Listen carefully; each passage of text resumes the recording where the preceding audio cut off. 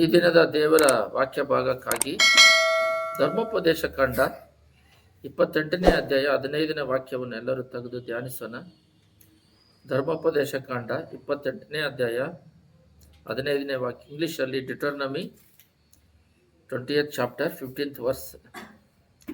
ಆದರೆ ನೀವು ನಿಮ್ಮ ದೇವರಾದ ಯೆಹೋವನ ಮಾತಿಗೆ ಕಿವಿಗೊಡದೆ ನಾನು ಈಗ ನಿಮಗೆ ಬೋಧಿಸುವ ಆತನ ಆಜ್ಞಾ ವಿಧಿಗಳನ್ನು ಅನುಸರಿಸದೆ ಹೋದರೆ ಈ ಅಶುಭಗಳು ನಿಮಗೆ ಪ್ರಾಪ್ತವಾಗುವವು. ಅದರ ಕಣ್ಗಳನ್ನು ಮುಚ್ಚಿ ಪ್ರಾರ್ಥನೆ ಮಾಡೋಣ.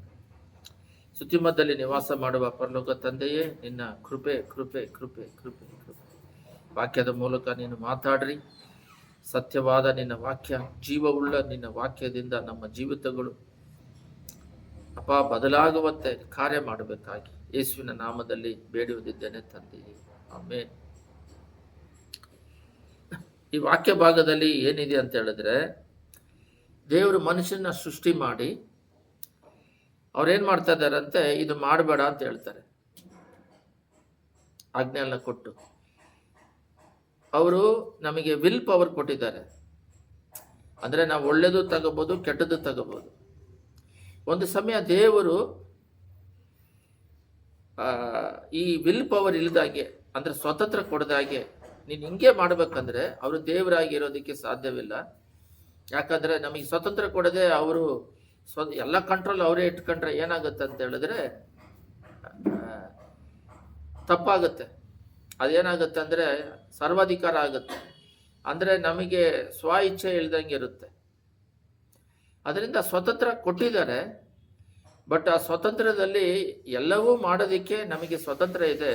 ಆದರೂ ಕೂಡ ಎಲ್ಲವೂ ಹಿತವಾಗಿರಲ್ಲ. ಒಂದು ಸಮಯ ಇವಾಗ ಇಂಡಿಯಾ ದೇಶದಲ್ಲಿ ಹೆಲ್ಮೆಟ್ ಹಾಕೊಂಡು ಹೋಗ್ಬೇಕು ಅಂತ ಹೇಳಿದಾಗ ಹಾಕೊಂಡು ಹೋಗದೆ ಹೋದರೆ ಅವರಿಗೆ ಕೆಳಗಡೆ ಆಕ್ಸಿಡೆಂಟ್ಗಳು ಜಾಸ್ತಿ ಆಗೋದ್ರಿಂದ, ತಲೆಗೆ ಬಿದ್ದು ಏಟಾಗೋದ್ರಿಂದ ಅದು ಮಾಡಬೇಡ್ರಿ ಅಂತ ಇಟ್ಟಿದ್ದಾರೆ. ಬಟ್ ಸ್ವತಂತ್ರ ಕೊಟ್ಟಿದ್ದಾರೆ, ಗಾಡಿಯಲ್ಲಿ ಹೋಗ್ಬೋದು, ರೋಡ್ ಯೂಸ್ ಮಾಡ್ಬೋದು ಅಂತ. ಆದರೆ ಹೆಲ್ಮೆಟ್ ಹಾಕೋಬೇಕಂತ ಆ ಥರನೇ. ಅದು ಏನಕ್ಕಂದ್ರೆ ಒಳ್ಳೆತನಕ್ಕೆ ಅವ್ರು ಕೊಡುವ ಕಾಷನ್ಸ್ ಎಲ್ಲ ಬಂದು ಒಳ್ಳೇದಿಕ್ಕೆ, ಕೆಟ್ಟದಿಕ್ಕಲ್ಲ. ಇವಾಗ ನಾವು ಲೆಫ್ಟಲ್ಲೇ ಹೋಗ್ರಿ ಅಂತಿದ್ದಾರೆ, ರೈಟಲ್ಲಿ ಹೋದರೆ ರೈಟಲ್ಲಿ ಹೋಗ್ತೀವಿ ಅಂದರೆ ಅಲ್ಲಿ ಬರ್ತಾರೋ ಗಾಡಿ ಹೋಗ್ತಾರೋ ಗಾಡಿ ಮುಂಚೆ ಎಲ್ಲ ಒಂದೇ ದಾರಿಯಲ್ಲಿ ಹೋಗ್ತಿರೋದ್ರಿಂದ ಆಕ್ಸಿಡೆಂಟ್ಗಳು ಜಾಸ್ತಿ ಆಗೋದ್ರಿಂದ ಸೆಂಟ್ರಲ್ಲಿ ಡಿವೈಡ್ ಮಾಡಿ ಈ ಕಡೆ ಆ ಕಡೆ ಅಂತ ಮಾಡಿ ಹೋಗೋರೆಲ್ಲ ಈಸಿಯಾಗಿ ಈ ಕಡೆ ಹೋಗ್ರಿ, ಬರೋರೆಲ್ಲ ಅಡ್ಡ ಬರ್ದಂಗೆ. ಯಾಕಂದ್ರೆ ಇವಾಗ ಹೋಗ್ತಾ ಇರ್ಬೇಕಾದ್ರೆ ಬರ್ಬೇಕಾದ್ರೆ ಟಚ್ ಆಗುತ್ತೆ ಅಂತೇಳಿ ಇವಾಗ ರೋಡ್ಗಳೆಲ್ಲ ಎಕ್ಸ್ಟೆಂಡ್ ಮಾಡ್ತಾ ಇದ್ದಾರೆ. ಈ ರೀತಿಯಾಗಿ ದೇವರು ಕೂಡ ಇಲ್ಲಿ ನಾವು ವಾಕ್ಯ ಭಾಗವನ್ನು ಧ್ಯಾನಿಸಿದಾಗ, ಆದರೆ ನೀವು ನಿಮ್ಮ ದೇವರಾದ ಯೆಹೋವನ ಮಾತಿಗೆ ಕಿವಿಗೊಡದೆ, ಸ್ವತಂತ್ರ ಕೊಟ್ಟಿದ್ದಾರೆ, ಸ್ವತಂತ್ರ ಇಲ್ಲ ಅಂತಲ್ಲ. ಇಂಡಿಯಾ ದೇಶದಲ್ಲಿ ಸ್ವತಂತ್ರ ಇಲ್ವಾ? ಸ್ವತಂತ್ರ ಐತಂತ ಹೇಳ್ಬಿಟ್ಟು ಇನ್ನೊಬ್ಬರನ್ನ ಹೋಗಿ ಹೊಡೆದ್ರೆ ಅವರಿಗೆ ರಕ್ತ ಬಂದ್ರೆ ಕೇಸ್ ಹಾಕಿ ಒಳಗಾಗ್ತಾರೆ. ಸ್ವತಂತ್ರ ಐತಲ್ಲ ಅಂತ ಹೇಳಿದ್ರೆ ಆ ಥರ ಸ್ವತಂತ್ರ ಅಲ್ಲ. ಸ್ವತಂತ್ರ ಅಂತ ಹೇಳಿದ್ರೆ ನೀನು ಒಂದು ಜಾಗ ತಗೋಬಹುದು, ಅಲ್ಲಿ ಗೋರ್ಮೆಂಟ್ ಸಹಾಯ ಮಾಡುತ್ತೆ, ಮನೆ ಕಟ್ಕೋಬಹುದು, ಅದಕ್ಕೆ ಗೋರ್ಮೆಂಟ್ ಕರೆಂಟ್ ಸಪ್ಲೈ ಮಾಡುತ್ತೆ, ಆಯ್ತಾ. ವರದಕ್ಷಿಣೆ ತಗೋಬಾರ್ದಂತ ಗೋರ್ಮೆಂಟ್ ರೂಲ್ಸ್ ಮಾಡಿದ್ದಾರೆ. ಅದರಿಂದ ಅಂತ ನೀನು ಕುಟುಂಬ ಜೀವನ ಮಾಡೋದಕ್ಕೆ ಕೆಲಸ ಕಾರ್ಯಗಳಲ್ಲಿ ಗೋರ್ಮೆಂಟ್ಗಳು ನಮಗೆ ಬೇಕಾಗಿರುವ ಸೌಕರ್ಯಗಳನ್ನು ಮಾಡಿಕೊಡುತ್ತೆ, ವಾಹನಗಳದ್ದು. ಈ ರೀತಿ ಸ್ವತಂತ್ರಗಳು ಕೊಟ್ಟು ನಮಗೆ ಎಲ್ಲ ಮಾಡೋದಕ್ಕೆ ಕೊಡ್ತಾರೆ. ಆದರೂ ಕೂಡ ಎಲ್ಲವೂ ವಿವಾಹವಾತ ಇಲ್ಲ. ಅದೇ ರೀತಿ ದೇವರಲ್ಲೂ ಕೂಡ ಈ ಗೋರ್ಮೆಂಟ್ದು ಉದಾಹರಣೆಗೆ ಹೇಳಿದೆ, ಪರಲೋಕದಲ್ಲಿರೋದೇ ಮಾಡಲ್ ಆಗಿ ಭೂಮಿಯಲ್ಲಿ ನಡೀತಾ ಇರೋದು. ಏನ್ ಬೇಕಾದ್ರೂ ಮಾಡೋದಂತಲ್ಲ. ದೇವರು ಮಾಡಬೇಡ ಅಂತ ಹೇಳೋದನ್ನ ನಾವು ಮಾಡಬಾರ್ದು. ಒಂದು ಉದಾಹರಣೆ ಹೇಳ್ತೀನಿ ನೋಡ್ರಿ. ಆದಾಮಿಗೆ ಬಂದ್ಬಿಟ್ಟು ಹಣ್ಣು ತಿನ್ಬೇಡ ಅಂತ ಹೇಳಿದ್ರು. ಯಾಕಂತ ಹೇಳಿದ್ರೆ ಫುಲ್ ಸ್ವತಂತ್ರ ಕೊಟ್ಬಿಟ್ಟು, ಅಂದ್ರೆ ಎಲ್ಲರೂ ಪ್ರಶ್ನೆ ಕೇಳ್ತಾರೆ, ಅವನು ಹಣ್ಣು ತಿಂತಾನಂತ ಗೊತ್ತು ತಾನೆ, ನೀವೇನಕ್ಕೆ ಆ ಜಾಗದಲ್ಲಿ ಹಣ್ಣು ಇಟ್ರಿ? ಆ ಥರ ಅಲ್ಲ. ಸೈತಾನ ಬರ್ತಾನೆ, ಯಾಕಂದ್ರೆ ಪರಲೋಕದಿಂದ ಬಿದ್ದೋಗಿದ್ದಾನೆ. ಆ ಪ್ಲೇಸಿಗೆ ಮನುಷ್ಯರನ್ನ ಸೃಷ್ಟಿ ಮಾಡಿದ್ದೀವಿ. ಅವ್ರು ಯಾರೆಲ್ಲ ಜಯ ಹೊಂದುತ್ತಾರೋ ಅಲ್ಲಿ ಅವ್ರನ್ನ ಸೇರಿಸ್ಬೇಕು. ಅದರಿಂದ ದೇವರಿಗೆ ವಿರೋಧವಾಗಿ ಎದ್ದಿರೋದ್ರಿಂದ ಈ ಮನುಷ್ಯನಿಂದ ಸ್ತುತಿ ಮಾಡೋದಕ್ಕೆ ಅವ್ರನ್ನ ಸೃಷ್ಟಿ ಮಾಡಿದ್ದಾರೆ. ಅದರಿಂದ ಅವನು ಯಾಮಾರ್ಸಕ್ಕೆ ಬಂದಾಗ ಯಾಮಾರ್ದಂಗೆ ಇರೋದಕ್ಕೆ ಫಸ್ಟೇ ಕಾಷನ್ ಕೊಡ್ತಾರೆ. ಅದನ್ನ ಹೇಳಿದ್ದೇನೆಂದ್ರೆ ಮಾಡಬೇಡ ಅಂತ ಹೇಳಿ. ನಮ್ಮ ಮನುಷ್ಯರು ಏನು ಹೇಳ್ತಾರೆ, ಮಾಡ್ತಾರಂತ ಗೊತ್ತಿತ್ತಾನೆ ಯಾಕೆ ಇಟ್ರು ಅಂತ. ಆ ಥರ ಅಲ್ಲ, ಎಲ್ಲ ಗಮನ ಇಟ್ಟು ಕೇಳ್ರಿ. ಮಾಡಬೇಡ ಅಂತ ಹೇಳಿ ಕಾಷನ್ಸ್ ಕೊಡ್ತಾರೆ, ಎಚ್ಚರಿಕೆ ಕೊಡ್ತಾರೆ. ಅದು ಈ ಹಣ್ಣು ತಿನ್ನಬೇಡ ಅಂದರೆ ಅವನು ಸೈತಾನ ಬಂದ್ಬಿಟ್ಟು ಅದನ್ನ ಹಣ್ಣು ತಿನ್ನೋದಕ್ಕೆ ಮಾಡಿಸ್ಬಿಟ್ಟ. ಮೋಸೆಗೆ ಒಂದು ಜನಗಳಿಗೆ ಮೋಸೆ ಮೂಲಕ ಹೇಳಿಸ್ತಾರೆ, ಅನ್ಯರುಗಳು ಬಂದು ನಿಮ್ಮನ್ನ ಒಳಗಡೆ ಸೇರ್ಕೊಂಡು ಅವರ ದೇವತೆಗೆ ನಿಮ್ಮನ್ನೆಲ್ಲ ಎಳ್ಕೊಂತಾರೆ, ಅದೆಲ್ಲ ಮಾಡಕ್ಕೆ ಹೋಗ್ಬೇಡ್ರಿ ಅಂತ ಹೇಳ್ತಾರೆ. ಯಾಕಂದ್ರೆ ಅವರಿಗೆ ದೇವರಾಗಿರೋದ್ರಿಂದ ಆ ಥರ ಸಂಭವಗಳು ನಡೀತವೆ ಅಂತ ಗೊತ್ತು. ಅದಕ್ಕೆ ಇವರು ಜಾಗ ಕೊಡಬೇಡ್ರಿ ಅಂತ ಹೇಳಿದ್ರೆ, ಅಂದರೆ ಎಚ್ಚರಿಕೆಯಾಗಿದ್ದು ಮಾಡದೇ ಇರೋದಕ್ಕೆ ಮೊದಲೇ ಹೇಳ್ತಾರೆ. ನಿಮಗೆ ಇನ್ನೂ ಅರ್ಥ ಆಗಲಿಲ್ಲ ಅಂದರೆ, ರೋಡಲ್ಲಿ ಹೋಗ್ತಿರ್ಬೇಕಾದ್ರೆ ಡೇಂಜರ್ ಅಂತ ಹಾಕಿರ್ತಾರೆ. ಯಾಕಂದರೆ ಅಲ್ಲಿ ಭಾಳ ಆಕ್ಸಿಡೆಂಟ್ ಆಗೋ ಪ್ಲೇಸ್, ಭಾಳ ಡೌನ್ ಇರುತ್ತೆ. ಓವರ್ ಸ್ಪೀಡ್ ಹೋದರೆ ಕಂಟ್ರೋಲ್ ಸಿಗದೆ ಇದಾಗುತ್ತೆ ಅಂತ ಅಲ್ಲೆಲ್ಲ ಹಂಸಿಟ್ಟಿರ್ತಾರೆ, ಡೇಂಜರ್ ಬೋರ್ಡ್ ಇಟ್ಟಿರ್ತಾರೆ. ಅಲ್ಲೊಂದು 4 ಕಡೆ ರೋಡ್ ಹೋಗುತ್ತೆ, ಅಲ್ಲೆಲ್ಲ ಬೋರ್ಡ್ ಹಾಕಿರ್ತಾರೆ, ಎಚ್ಚರಿಕೆ, ಕಾಷನ್. ಇಲ್ಲಿ 4 ವೇ ದಾರಿ ಇದೆ ಅಂದರೆ ನಿಂತು ನಿಧಾನಕ್ಕೆ ಹೋಗ್ಬೇಕು, ಯಾವ ಆಪತ್ತು ಬರದೇ ಇರೋದಕ್ಕೆ. ಮುಂದೆ ನಡೀದೇ ಇರುವ ಸಂಭವಕ್ಕಾಗಿ ಮೊದಲೇ ಆಪತ್ತಿದೆ ಅಂತೇಳಿ ಅದನ್ನ ನಾವು ಮಾಡದೇ ಇರೋದಕ್ಕೆ ತಪ್ಪಿಸ್ಕೊಳ್ಳೋಕ್ಕೆ ದಾರಿ ಹೇಳ್ತಾರೆ. ಆ ಥರ ಇದ್ರೂ ನಾವು ಫಾಸ್ಟಾಗಿ ಹೋದ್ರೆ, ಹಂಸಿ ಅಲ್ಲಿ 4 ದಾರಿ ಇದೆ, ಅಲ್ಲಿ ಕಟ್ಟಿಂಗ್ ಇದೆ ಅಂತ ಓವರ್ ಫಾಸ್ಟ್ ಹೋದ್ರೆ ಆ ಕಡೆಯಿಂದ ಅಡ್ಡ ಬರುತ್ತೆ, ಸ್ಕಿಡ್ ಆಗಿ ಬೀಳ್ತೀವಿ. ಹಂಸಿದೆ ಅಂತ ಗೊತ್ತಾಯಿದ್ರು ಅಲ್ಲಿ ಸ್ಲೋ ಮಾಡೋದ್ಬಿಟ್ಟು ಓವರ್ ಸ್ಪೀಡ್ ಹೋದರೆ ಅದು ಜಂಪ್ ಆಗುತ್ತೆ, ಆಕ್ಸಿಡೆಂಟ್ ಆಗುತ್ತೆ. ಈ ರೀತಿಯಾಗಿ ಇಲ್ಲಿ ಏನು ಹೇಳಿದ್ದಾರೆ ಅಂದರೆ, ನೀವು ನಿಮ್ಮ ದೇವರಾದ ಯೆಹೋವನ ಮಾತಿಗೆ ಕಿವಿಗೊಡದೆ ನಾನು ಈಗ ನಿಮಗೆ ಬೋಧಿಸುವ ಆತನ ಆಜ್ಞಾ ವಿಧಿಗಳನ್ನು ಅನುಸರಿಸದೆ ಹೋದರೆ ಈ ಅಶುಭಗಳು ನಿಮಗೆ ಪ್ರಾಪ್ತವಾಗುವುದು. ಅಂದರೆ ನನ್ನ ಮಾತಿಗೆ ಕೇಳದೆ ಹೋದರೆ, ನನ್ನ ಮಾತಿಗೆ ನೀವು ಕಿವಿಗೊಡದೆ ಹೋದರೆ, ನನ್ನ ಮಾತನ್ನು ಮೀರಿ ನಡೆದರೆ ನಿಮಗೆ ಆಪತ್ತು ಬರುತ್ತೆ. ಆದ್ರೂ ಕೂಡ ಅವ್ರೇನ್ ಮಾಡ್ತಾರೆ ಅಂದ್ರೆ ಅದನ್ನೇ ಮಾಡ್ತಾರೆ. ಸಪರೇಟ್ ಆಗಿ ಸಾಲಮನಿಗೆ ಬಹಳ ಜ್ಞಾನ. ಈ ರೀತಿ ಅನ್ಯರುಗಳು ಬರ್ತಾರೆ, ನಿಮ್ಮನ್ನ ಪಾಪದಲ್ಲಿ ಪ್ರೇರಿಸೋದಕ್ಕೆ ಎಳ್ಕೊಂಡು ಹೋಗ್ತಾರೆ, ನೀನು ಎಚ್ಚರಿಕೆ ಆಗಿರಂತ ಹೇಳಿದ್ರು. ಅಂದ್ರೆ ಅವನ ವೀಕ್ನೆಸ್ ಯಾವುದಕ್ಕೆ ಪ್ರಾಮುಖ್ಯತೆ, ಹೃದಯವನ್ನು ನೋಡುವ ದೇವರು ಯಾವ್ದ್ರಲ್ಲಿ ವೀಕ್ನೆಸ್ ಇದನ್ನು ಪ್ರಾರ್ಥನೆ ಮಾಡಿ ಅದರಿಂದ ಬಲ ಪಡ್ಕೋಬೇಕು. ಆ ರೀತಿ ಹೇಳಿದಾಗ, ಓಹೋ ನಾವು ಇದರಲ್ಲಿ ವೀಕ್ನೆಸ್ ಆಗಿದ್ದೀವಿ, ಈ ಪಾರ್ಟಲ್ಲಿ ನಾವು ಸ್ಟ್ರಾಂಗ್ ಇಲ್ಲ, ಪ್ರಾರ್ಥನೆ ಮಾಡಿ ಅದನ್ನು ಜಯಿಸ್ಬೇಕು ಅಂತ ಹೇಳಿ ಹೋಗ್ಬೇಕು. ಅದನ್ನ ಬಿಟ್ಬಿಟ್ಟು ನಾವು ಪಾಡಿಗೆ ನಾವು ದೇವರು ಮಾತನ್ನ ಪ್ರಾರ್ಥನೆನೂ ಮಾಡಲ್ಲ. ಪ್ರಾರ್ಥನೆ ನೀನು ಎಷ್ಟು ಮಾಡಿದ್ರು ಕೂಡ ವಾಕ್ಯ ಒಂದು 5 ವಾಕ್ಯ ಹೋಗಿ ಅದನ್ನು ಕಣ್ಮುಚ್ಚಿ ಧ್ಯಾನ ಮಾಡಿದ್ರೆ ಸಾಕು, ನಿನಗೆ ಮೈಂಡಿಗೆ ಇರೋದಕ್ಕೆ ಶಕ್ತಿ ಇರುತ್ತೆ. ಸತ್ಯವೇ ನಮ್ಮನ್ನು ಬಿಡುಗಡೆ ಮಾಡುತ್ತೆ. ಪ್ರಾರ್ಥನೆ ಎಷ್ಟು ಮಾಡ್ತೀರಾ ಅಷ್ಟು ಮಟ್ಟಿಗೆ ಸತ್ಯದಲ್ಲಿ ನಿಲ್ಲಬೇಕು. ಪ್ರಾರ್ಥನೆ ಮಾಡೋರೆಲ್ಲ ಬಹಳ ಜನ ಬಿದ್ದೋಗಿದ್ದಾರೆ, ನೋಡಿದ್ದೀರಾ? ಇವರೇ ಮಾಡ್ತಾ ಇರ್ತಾರೆ, ಆ ಕಡೆಯಿಂದ ರಿಪ್ಲೈ ಬರೋದಿಲ್ಲ, ಅದಕ್ಕೆ ಸೋತಾಗ್ತಾರೆ. ಆದರೆ ಬೈಬಲ್ ಓದಿ ಸತ್ಯದಲ್ಲಿ ನಿಲ್ತಾರಲ್ಲ, ಅವ್ರಿಗೆ ಯಾವ ಅದ್ಭುತನೂ ನಡೆದಿರೋದಿಲ್ಲ. ಅವ್ರು ಚೆನ್ನಾಗಿರ್ತಾರೆ, ಸುಖವಾಗಿರ್ತಾರೆ. ಆ ರೀತಿ ನನಗೆ ಬಹಳ ಚೆನ್ನಾಗಿ ಗೊತ್ತು ಸೇವಕರುಗಳು. ಈ ಸತ್ಯದಲ್ಲಿ ಬಿದ್ದಿರೋದು ಸ್ಯಾಕ್ಫೋನು, ಮತ್ತೆ ಸತ್ಯದಲ್ಲಿ ನಿಂತಿರೋರು ಉನ್ನತವಾದ ಪೋಸ್ಟಲ್ಲಿದ್ದು, ಒಂದು ಶಿಪ್ ನೇವಲ್ ಆಫೀಸರ್ ಆಗಿದ್ದು, ಮತ್ತೆ CMCಯಲ್ಲಿ ಒಬ್ಬರು ಕೆಲಸ ಮಾಡ್ತಿದ್ದು ಸ್ಟ್ಯಾನ್ಲಿ ಅಂತ. ಅವರೆಲ್ಲ ಒಳ್ಳೆ ಪೊಸಿಷನಲ್ಲಿ ಇದ್ದವರು ಸತ್ಯ ತಿಳ್ಕೊಂಡು ಫುಲ್ ಹೊರಗೆ ಬಂದು ಸೇವೆ ಮಾಡ್ತಾ ಇದ್ದಾರೆ. MD ಜಗನ್ ಅವರು ಇದರಲ್ಲಿ, ಇವರೆಲ್ಲ ಸತ್ಯದಲ್ಲಿ ಇರೋರು. ಅವರು ಯಾವ ಕಾರಣಕ್ಕೂ ಸತ್ಯವನ್ನು ಪ್ರೀತಿಸುವಂಥವ್ರು. ನಾನು ಉದಾಹರಣೆಗೆ ಅವ್ರು ಹೇಳ್ತಾ ಇದ್ದೀನಿ, ಇನ್ನು ಬಹಳ ಜನ ಇದ್ದಾರೆ, ಅವ್ರಿಗೆ ಯಾವ ಅದ್ಭುತವೂ ನಡೆದಿರೋದಿಲ್ಲ. ಆ ರೀತಿ ಈ ಸತ್ಯವನ್ನು ಪ್ರೀತಿ ಮಾಡೋರು, ಈ ಸತ್ಯವನ್ನು ಧ್ಯಾನ ಮಾಡೋರು, ಪ್ರಾರ್ಥನೆ ಮಾಡೋದು, ಸತ್ಯದಲ್ಲಿ ನಡಿಬೇಕನ್ನೋದು ಬಹಳ ಪ್ರಯತ್ನ ಪಡ್ತಾನೇ ಇರಬೇಕು. ನಿಮಗೆ ಅಷ್ಟು ಅರ್ಥ ಆಗದಿದ್ರೆ, ಯೇಸುಸ್ವಾಮಿ ಆಜ್ಞೆ ಕೊಟ್ಟರು, ಮತ್ತೆ ಇದನ್ನ ಮಾಡಬೇಡ್ರಿ ಅಂತ ಹೇಳಿದ್ರು. ಮತ್ತೆ ವಾಕ್ಯಗಳಲ್ಲಿ ಇನ್ನೂ ಬೇಕಾದ್ರೆ ನಾವು ಧ್ಯಾನಿಸ್ಬೋದು. ಬೇರೆ ಕಡೆ ಎಲ್ಲ ಬಂದ್ಬಿಟ್ಟು ಇದನ್ನ ಮಾಡಬೇಡ್ರಿ, ಇದೇ ಥರ ಮಾಡಿದ್ರೆ ಇದೇ ಥರ ಆಪತ್ತಾಗುತ್ತೆ, ಈ ಥರ ಎಲ್ಲ ಮಾಡಬೇಡ್ರಿ ಅಂತ ಹೇಳ್ತಾ ಇರ್ತಾರೆ, ಆದರೂ ಮಾಡ್ತಾರೆ. ಬೈಬಲಲ್ಲಿ ಹಳೆ ಒಡಂಬಡಿಕೆಯಲ್ಲಿ ಟಾಟಾ ಆಗಬೇಡ ಅಂತಿದೆ.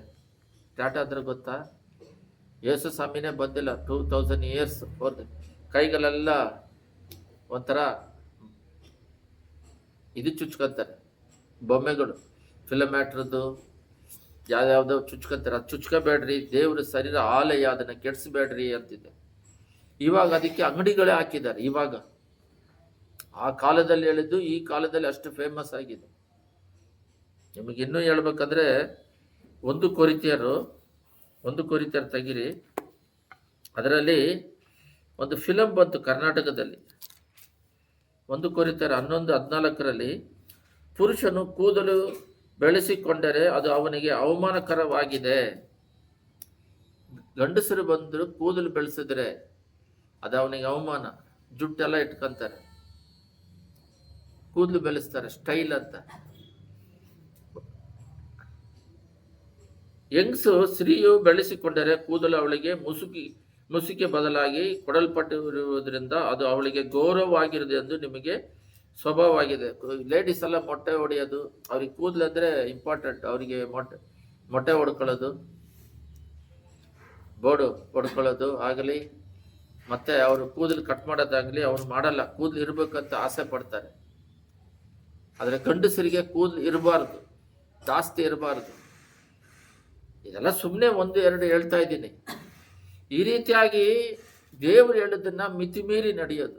ಅಂದರೆ ಯಾವುದೋ 1-2 ಬೈಬಲ್ ತಗೊಂಡು ಮಾತಾಡ್ತಾ ಇದ್ದೀವಿ. ಇವತ್ತಿನ ದಿನದಲ್ಲಿ ದೇವರು ನಮ್ಮ ಜೊತೆಗೆ ಮಾತಾಡ್ತಿರೋದು ಏನಂದರೆ, ಜಾಸ್ತಿ ಪ್ರಾರ್ಥನೆ ಮಾಡಬೇಕು, ವಾಕ್ಯಗಳನ್ನ ಧ್ಯಾನಿಸ್ಕೊಂಡು ಓಹೋ ಇದು ಮಾಡಬಾರ್ದು ಅಂತಿದೆ, ಓಹೋ ನಾವು ಇದು ಮಾಡ್ತಾ ಇದ್ದೀವಿ, ಓಹೋ ಸರಿ ಮಾಡ್ಕೋಬೇಕು. ಇವಾಗ ಅರ್ಥ ಆಗಿಲ್ಲ ಅಂದರೆ ಮತ್ತೆ ಇನ್ನೊಂದ್ಸಲ ಹೇಳ್ತೀನಿ. ದೇವರು ಅದು ಮಾಡಬೇಡ ಅಂತ ಹೇಳ್ತಾರೆ. ಒಂದು ಉದಾಹರಣೆಗೆ ಆ ಟ್ಯಾಟೋ ಕೈಯಲ್ಲೆಲ್ಲ ಹಾಕಬೇಡ್ರಿ, ಮೈಯಲ್ಲೆಲ್ಲ ಹಾಕಬೇಡ್ರಿ ಅಂತ ಉದಾಹರಣೆ ಕೊಡ್ತಾರೆ. ಅದನ್ನು ನಾವು ಹಾಕದೆ ಇದ್ದಾಗ ಏನೋ ಒಂದು ಶೋಧನೆ, ಅದು ಮಾಡಬೇಡ್ರಿ ಅಂತ ಹೇಳಿದಾಗ ಆ ಶೋಧನೆ ಬರುತ್ತೆ. ಅದನ್ನು ಜಯಿದ್ರೆ ನಮಗೆ ಕಿರೀಟ ಕೊಡುತ್ತೆ, ಬಹುಮಾನ ಸಿಗುತ್ತೆ. ಅದೇ ರೀತಿ ನಾವು ಜಯಿಸ್ಕೊಂಡು ಹೋಗಿ ಪರಲೋಕ ರಾಜ್ಯಕ್ಕೆ ಹೋಗ್ಬಿಡ್ತೀವಿ. ಅರ್ಥ ಆಗಿಲ್ಲ? ನಾನು ಬರೀ ಟ್ಯಾಟೋ ಅಂತ ಹೇಳ್ತಿಲ್ಲ. ಯಾವುದೋ ಒಂದು ಹೆಣ್ಣಿನ ವಿಷಯದಲ್ಲಿ ಸಾಲಮೋನು ಬಿದ್ದೋದ. ನಿಮಗೆ ಇನ್ನೂ ಅರ್ಥ ಆಗಿಲ್ಲ ಅಂತ ಅರ್ಥ ಆಗೋ ಥರ ಹೇಳ್ತೀನಿ. ಒಂದು ಯಾವುದೋ ರಾಣಿ ಬಂತು ಇವನ ಜ್ಞಾನವನ್ನು ಚೆಕ್ ಮಾಡೋದಕ್ಕೆ. ನೋಡಿ, ಅವನು ಆ ರಾಣಿನ ಮದುವೆ ಆದ. ಅದು ಅನ್ಯಳ ರಾಣಿ. ಅವಳು ಬಂದು ಇವ್ನ ಮೈಂಡ್ನ ಕೆಡಿಸಿ ವಿಗ್ರಹ ಅದನ್ನೆಲ್ಲ ತಗೊಂಬಂದು ಇಟ್ಕೊಂಡು ಬೇಡ ಅಂತ ಎದುರಿಸಿರ್ಬೇಕು. ಆದರೆ ಓವರ್ಕಮ್ ಮಾಡಿಲ್ಲ. ಅದರಿಂದ ಅವನ ನೀತಿವಂತರ ಪಟ್ಟಿಯಲ್ಲಿ ಇಲ್ಲ ಅವನು, ಇಬ್ರಿಯರಲ್ಲಿ. ಆದರೆ ಇದೇ ರೀತಿ ಯೋಸೆಫು, ಎಲ್ಲ ಗಮನ ಇಟ್ಟು ಕೇಳ್ರಿ. ಯೋಸೆಫ್ ಏನು ಮಾಡಿದ್ರು, ಸಾಲಮೋನಿಗೂ ಯೋಸೆಫಿಗೂ ನಾವು ಒಂದು ಉದಾಹರಣೆಗೆ ತಗೊಂಡ್ರೆ, ಅವನಿಗೂ ಒಂದು ಶೋಧನೆ ಬಂತು. ಪೋತಿಫರನ ಹೆಂಡತಿ. ಏನಕ್ಕೆ ಶೋಧನೆ ಬರುತ್ತೆ ಅಂತ ಕೇಳಿದ್ರೆ, ಅದರಿಂದ ಸಕ್ಸಸ್ ಆಗೋದಕ್ಕೆ, ಅದನ್ನು ಜಯಿಸೋದಕ್ಕೆ. ಅವನು ಜಯ ಹೊಂದಿದ, ಜೈಲಿಗೆ ಹೋದ. ಬಟ್ ಜೈಲಲ್ಲಿ ಇದ್ದ, ಆ ಜೈಲಲ್ಲೂ ಅವನ್ನ ದೇವ್ರು ಹೆಚ್ಚಿಸಿದ್ರು. ಈ ಶೋಧನೆಗಳು ಬರೋದು ಏನಕ್ಕಂದ್ರೆ, ಪಾಪದ ಶೋಧನೆಗಳು ಜಯ ಹೊಂದೋದಿಕ್ಕೆ. ಇವಾಗ ಅರ್ಥ ಆಗ್ತತ್ತ? ಜಯ ಹೊಂದಿದ ತಕ್ಷಣ ಒಂದೇ ದಿನದಲ್ಲಿ ಅವನು ಪ್ರೈಮ್ ಮಿನಿಸ್ಟರ್ ಆಗ್ಬಿಟ್ಟ. ಪ್ರೆಸಿಡೆಂಟ್ ಪಾರೋನು ಅವನಿಗೆ ನೆಕ್ಸ್ಟ್ ಸ್ಟೇಜಿಗೆ ಬಂದ್ಬಿಟ್ಟ. ಆ ಶೋಧನೆನೇ ಬರದೇ ಇದ್ದಿದ್ರೆ ಅವನು ಆಗ್ತಿರ್ಲಿಲ್ಲ. ಬೇಕಾದ್ರೆ ಚೆಕ್ ಮಾಡಿ ನೋಡ್ರಿ. ಅವನಿದ್ದು ಗುಲಾಮನಾಗಿ ಅವರು ಅಣ್ಣಂದರು ಎಲ್ಲ ಮಾರಿದ್ರು ಕೂಡ, ಅಲ್ಲೋಗಿ ಅವನು ಗುಲಾಮನಾಗಿ ಕೆಲಸ ಮಾಡ್ತಿದ್ರು. ಅವನ ಜೊತೆಯಲ್ಲಿ ಅವನು ಅಲ್ಲಿ ಅವನ ಒಂದು ಜಾಗದಲ್ಲಿ ಗುಲಾಮನಾಗಿ ಕೆಲಸ ಮಾಡ್ತಿರ್ಬೇಕಾದ್ರೆ ಅಲ್ಲಿ ಅವನಿಗೆ ಶೋಧನೆ ಬಂದಾಗ ಅಲ್ಲಿ ಜೈಲಿಗೆ ಹೋಗಿ ಅಲ್ಲಿ ಕತೆ ಹೇಳ್ತಾನೆ. ಅದೆಲ್ಲ ನೀವು ನೋಡ್ಬೇಕು ಲೈನ್ ಆಗಿ. ಇಲ್ಲದ್ರೆ ಅಲ್ಲಿ ಪಾರವನ ಜೊತೆಗಿರೋರು ಇವನಿಗೆ ಪರಿಚಯ ಆಗೋದಿಲ್ಲ. ಅವನು ಹೋಗಿ ಈ ಥರ ಸ್ವಪ್ನ ಬಂದೈತಂದ್ರೆ, ಇಲ್ಲ ನನಗೆ ಈ ಥರ ಕನಸು ಹೇಳ್ದ ಅಂತ ಹೇಳಿದಾಗ ಅವನ ಕರೆ ಕಳಿಸ್ತಾರೆ. ಈ ರೀತಿ ಶೋಧನೆಗಳು ಬಂದಾಗ ಅದನ್ನು ಜಯಿಸ್ತಾ ಇರಬೇಕು. ಆದರೆ ಈ ಕಾಲದಲ್ಲಿ, ಈಗ ಅದು ಕಡೆ ಕಾಲದಲ್ಲಿ ದೇವರ ಬರುವಿಕೆಯಲ್ಲಿ ಶೋಧನೆಗಳನ್ನು ಜಯಿಸೋರು, ಅದು ಸಹಿಸಿಕೊಳ್ಳುವ ಶೋಧನೆನೇ ಕೊಡ್ತಾರೆ. ಅದು ಪ್ರಮೋಷನಿಗೆ ಕೊಡ್ತಾರೆ, ಅದು ಹಾಳು ಮಾಡೋದಕ್ಕಲ್ಲ.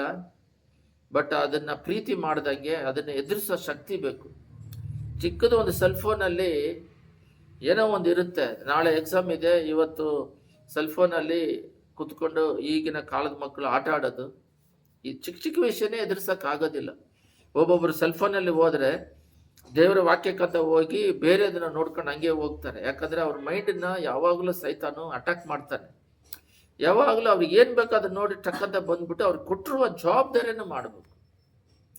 ಮೋಸಗೆ ಒಂದು ಜವಾಬ್ದಾರಿ ಕೊಟ್ಟರು, 5 ದೇಶದಿಂದ ಅವ್ರನ್ನ ದಾಟಿಸಿ ಬಿಡು ಅಂತ. ಆ ಕೆಲಸ ಮಾಡಿದ್ರು. ಯೋಷಗೆ ಸ್ವಲ್ಪ ಯೋರ್ದನ್ನ ದಾಟಿ ನೀನು ತಗೊಂಡೋಗಿ ಅಲ್ಲಿ ಕಾನಾನಿಗೆ ಸೇರಿಸಂತ ಕೊಟ್ಟರು, ಮಾಡಿದ್ರು.